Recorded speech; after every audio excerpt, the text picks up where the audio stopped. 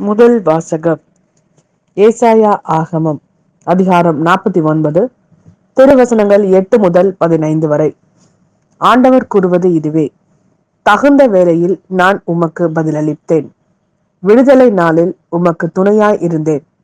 நாட்டை மீண்டும் நிலைநாட்டவும், பாழடைந்து கிடக்கும் உரிமை சொத்துக்களை உடைமையாக்கவும் நான் உம்மை பாதுகாத்து மக்களுக்கு ஓர் உடன்படிக்கையாக ஏற்படுத்தினேன்.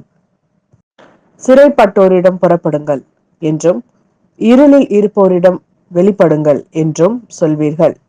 பாதையில் அவர்களுக்கு மேய்ச்சல் கிடைக்கும். வறண்ட குன்றுகள் அனைத்திலும் பசும் புல்வெளிகளை காண்பர்.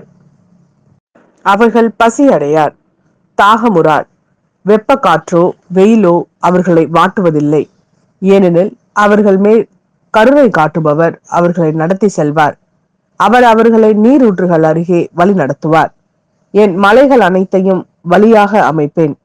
என் நெடுஞ்சாலைகள் உயர்த்தப்படும். இதோ, இவர்கள் தொலைவில் இருந்து வருவார்கள். சிலர் வடக்கில் இருந்தும், சிலர் மேற்கில் இருந்தும், சிலர் சீனின் நாட்டிலிருந்தும் வருவார்கள். வானங்களே, மகிழ்ந்து பாடுங்கள். மண்ணுலகே, களிக்கூறு. மலைகளே, அக்களித்து ஆர்ப்பரியுங்கள். ஆண்டவர் தம் மக்களுக்கு ஆறுதல் அளித்துள்ளார். சிறுமையுற்ற தம் மக்கள் மீது இரக்கம் காட்டியுள்ளார்.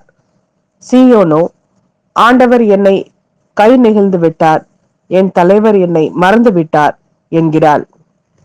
பால் குடிக்கும் தன் மகவை தாய் மறப்பாளோ? கரு தாங்கினவள் தன் பிள்ளை மீது இரக்கம் காட்டாதிருப்பாளோ? இவர்கள் மறந்திடினும் நான் உன்னை மறக்கவே மாட்டேன். இது ஆண்டவரின் வாக்கு. இறைவா, உமக்கு நன்றி. யோவான் எழுதிய நற்செய்தி அதிகாரம் 5, திருவசனங்கள் 17 முதல் 30 வரை. இயேசு அவர்களிடம், என் தந்தை இன்றும் செயலாற்றுகிறார், நானும் செயலாற்றுகிறேன் என்றார்.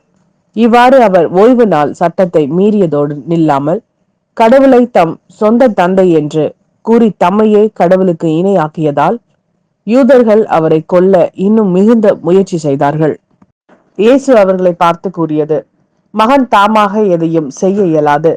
தந்தையிடம் தாம் காணும் செயல்களையே செய்ய இயலும். தந்தை செய்பவற்றை மகனும் அவ்வாறே செய்கிறார் என நான் உறுதியாக உங்களுக்கு சொல்கிறேன்.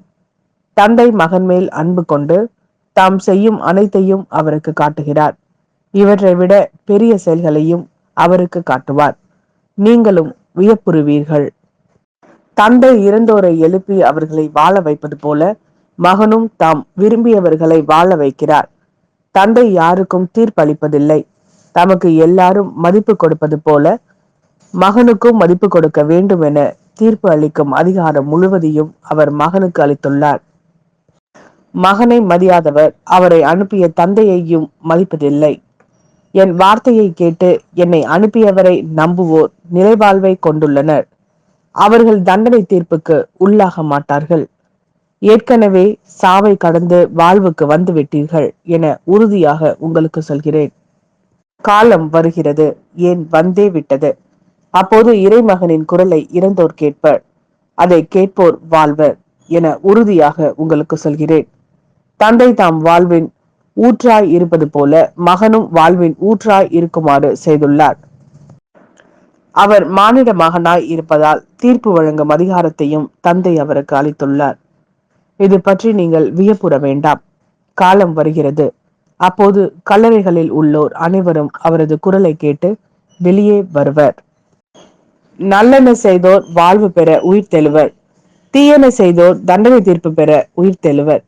நானாக எதுவும் செய்ய இயலாது. தந்தை சொற்படியே நான் தீர்ப்பிடுகிறேன். நான் அளிக்கும் தீர்ப்பு நீதியானது.